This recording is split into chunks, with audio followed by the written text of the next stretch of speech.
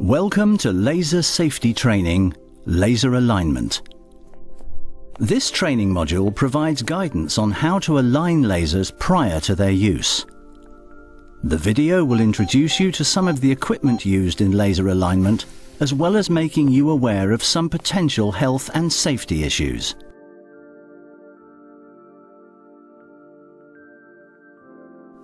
Before commencing any laser alignment activity, it is essential that you make a plan and perform a risk assessment. This should be undertaken in conjunction with your laser safety officer.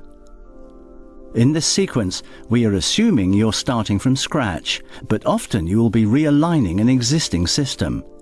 In this situation, you would use pre-existing alignment procedures and plans. Your planning should take the form of sketching out the beam path in a lab book or directly on the optical table, with the beam switched off, of course.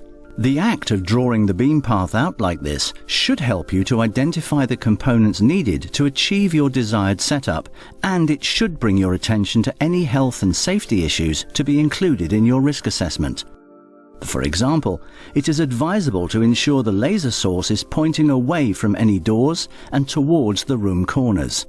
This reduces the risk of a direct laser beam exiting the room. Once you have drawn out your entire laser setup, you're ready to begin your risk assessment. The aim of a risk assessment is to identify potential risks, how likely they are to occur, and then identify ways of eliminating or reducing the risks. This is a risk assessment. It shows an example of the process you should adopt to identify and minimize risk. Firstly, you need to identify the hazards and how people might be harmed. Next, you need to identify the people who may be harmed and under what circumstances. Then, the risks need to be evaluated in order to decide what controls and precautions are required. You will need to make a record of the findings of your risk assessment and implement them. Finally, you must review and update your risk assessment as necessary. Your risk assessment should detail any alignment best practice guidelines specific to your lab. This will include a risk hierarchy, detailing engineering, administrative, and personal protective controls. Prior to undertaking beam alignment, personnel must ensure that they have read and have understood the risk assessment. To minimize the risk in laser setups, make sure that any untrained people are not in the lab. Then it is advisable to remove any personal items that may reflect beams, such as a watch or jewelry. For visible beams, some people choose to use special laser alignment safety goggles. If you do, please be aware that you must still exercise caution, as they cannot protect your eyes should the laser power output increase for some unforeseen reason beyond the calculated limit for the alignment goggles. You can further minimize the risk of laser setups by ensuring large reflective surfaces, such as computer screens, are positioned above any beam paths to avoid reflections being transmitted around the lab.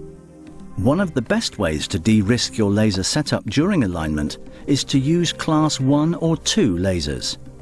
If this is not possible, another way is to significantly reduce the power output of the laser. Use a power meter to monitor the laser's power level and ensure that once it's turned down, it cannot be accidentally turned back up during alignment. If you cannot guarantee that this won't happen, make sure you put an attenuator in place immediately in front of the laser source, which reduces the power to an acceptable level for alignment. Please note that the external safety shutter and beam tubes have been removed for demonstration clarity throughout the video. Once you've finished planning and risk assessing your experiment, it's time to prepare the lab for the experiment, making sure to put in place any special precautions that were identified during the planning process. You can start by making sure the lab is tidy, giving particular attention to the floor area.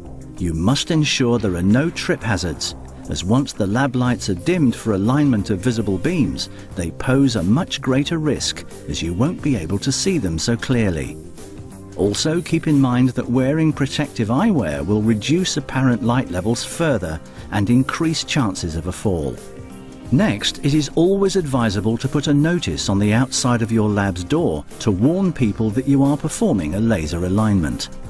A timestamp will reassure people it's not a permanent notice to keep them out.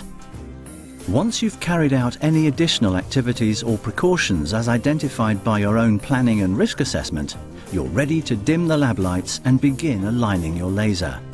Keep in mind that your eyesight will be affected by the low light levels in the lab, so move around the lab slowly and carefully until you're satisfied that you have become accustomed to the light. Before starting any laser alignment activity, it is important that the beam is orientated to run parallel with the table. Firstly, you need to decide the height at which you want your beam to travel around the table. You will need to take into consideration the minimum and maximum heights of the components you'll be using. Once you've decided on an appropriate beam height for your experiment, you can define this height with a pointing device. 2 mirrors can be used to make a beam run parallel to the table and slightly change the height of the beam from a bulky or non-adjustable laser source to match the previously selected beam height. Firstly, place a mirror at 45 degrees to the laser beam, close to the laser source. Make sure the mirror adjusters are about halfway through their travel. Use a diffusing card to check that the beam is hitting the center of the mirror. Next, set up your second mirror as far away from the first mirror as is reasonably practical.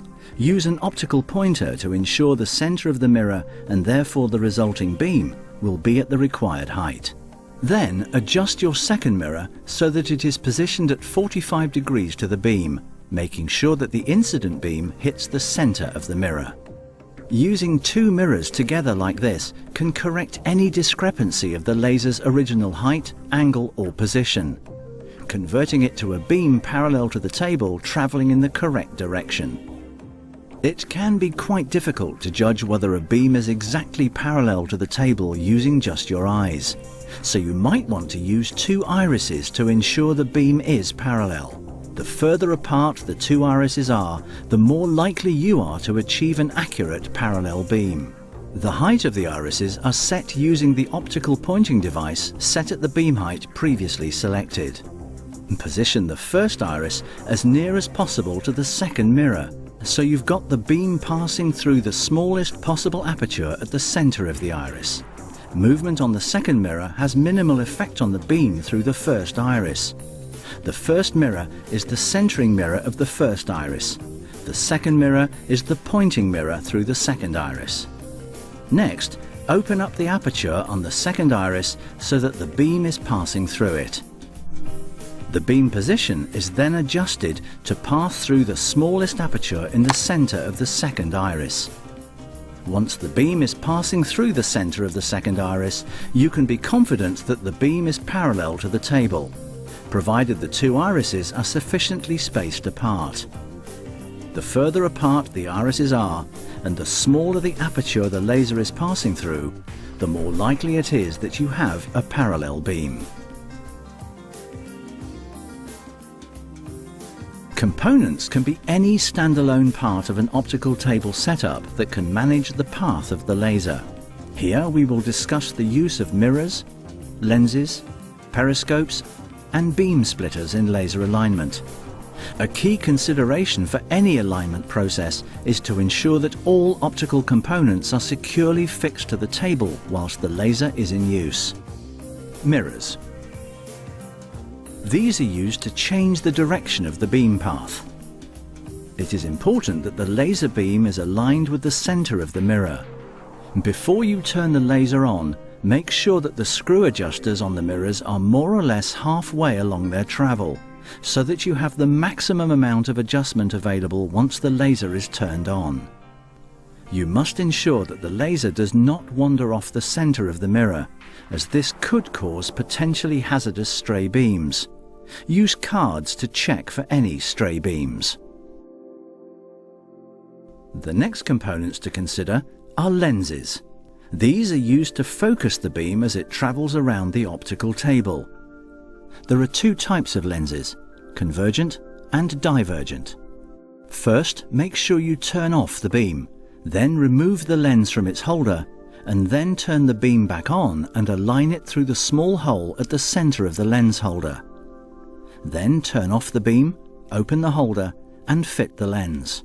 Once you turn the beam back on, make sure that it is passing through the center of the lens. Lenses often produce stray beams as a result of the laser reflecting off their back and/or front surfaces. You can set up beam dumps to catch these. The lens must be normal to the beam path. To ensure that this is the case, you can use double irises. Whilst the beam must be positioned at 90 degrees to the beam path, you must ever so slightly tilt the lens so that the beam is not reflected directly back to the laser source, as this can cause power instability and can damage some lasers. The next components to consider are periscopes, which are used to alter the beam's height. There is a special hazard to be aware of whenever you use periscopes. If they are used incorrectly, they can change the orientation of the beam so that it travels upwards at 90 degrees to the table, which can be hazardous if you get in its way. To avoid this happening, make sure you always have the top mirror in place and aligned in such a way that the beam travels parallel to the table, and make use of a vertical beam block over the top of the top mirror. The final components we'll be talking about are beam splitters, which, as their name suggests, are used to split off a proportion of the laser beam whilst not significantly deviating the direction of the main beam. Beam splitters are wedge-shaped, so that when the beam hits them, it reflects off the front surface first, then the back surface. The two reflected beams are physically separate. The reflection from the first surface is generally more useful, as it hasn't been distorted by travelling through the glass or silica beam splitter material. Once the beam is split, you can dump all extraneous beams into beam dumps and just use one low-powered beam for your alignment. It is important to note, from a health and safety perspective, that stray beams generated by reflecting high-power lasers off beam splitters can still pose an optical hazard. If you calculate that the reflected beams are a problem, you must use the same safety precautions as you would when working with a full power beam. It is much more challenging to safely align high-power lasers and lasers of certain wavelengths that are more hazardous than others. An ideal way to align these kinds of lasers is to put a housing around your setup to contain any stray beams, with motorized adjustment screws on any components that adjust the beam's path, and multiple cameras dotted around the table paired with beam splitters. It's best to place cameras before or after key components that change the beam's position. You can then safely monitor these cameras via a computer interface. This setup removes any risk to your eyes or skin. Beam splitter and camera combinations are placed before key components in the system to allow adjustment of optical components, remotely or otherwise, to bring beams into proper alignment. The other benefit to using cameras in laser alignment, besides the health and safety benefit, is that you can use them to very accurately determine the beam's position. Cameras suitable for the laser wavelength can be used as long as they have a high enough resolution to enable the beam to be viewed effectively. Most laser beams' diameters illuminate a large number of pixels, which can provide an accurate measurement of the beam's position. If the spatial beam intensity profile is very irregular, special software can be used to find the center of the beam as viewed on the camera to aid alignment. You can use this technique to help align both visible and invisible beams. Cameras in combination with remote control component adjusters can enable the whole system to be placed in a light-tight enclosure. This effectively removes the optical hazard of alignment. Next, we are dealing with aligning invisible beams. It is obviously much more of a challenge to align a beam that's invisible to the naked eye, but there are a number of ways to achieve this. Before we go into how to align invisible beams, it is important to take note of the unique health and safety issues that arise from their use.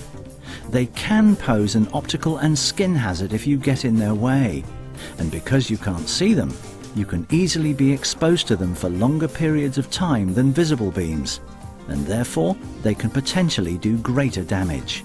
The neutral density filter attenuator shown ensures laser power is kept to eye-safe levels for alignment. The beam tube connecting the laser and attenuator has been removed for demonstration purposes.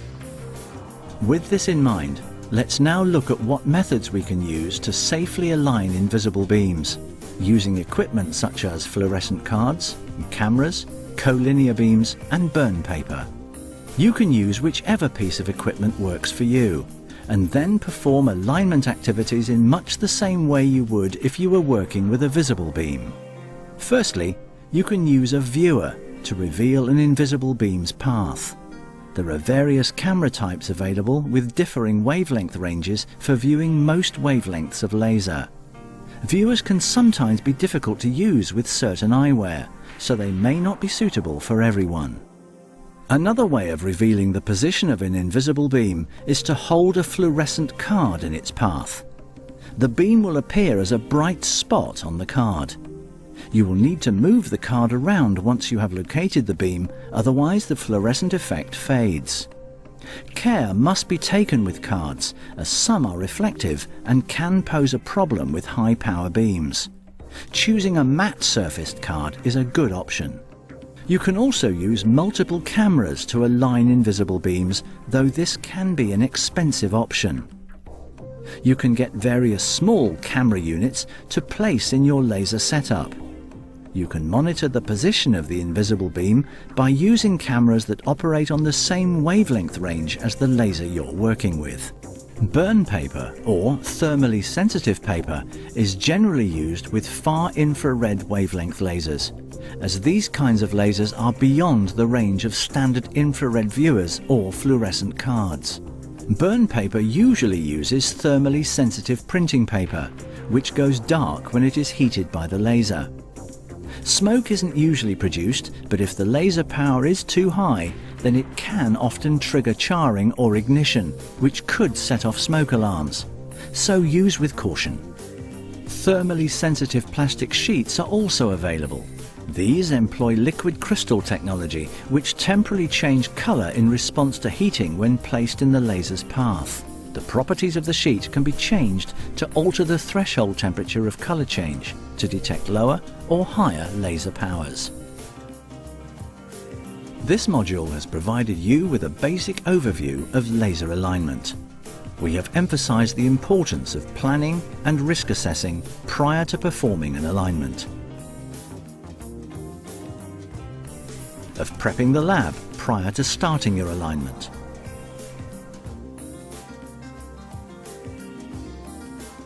how to make sure your beam is parallel to the optical table using irises and the two-mirror technique, the various components you can use to align a beam, such as periscopes, lenses, beam splitters and mirrors. Never be afraid to ask colleagues for advice about individual components, as they often are a mine of information about safe handling and shortcuts to alignment.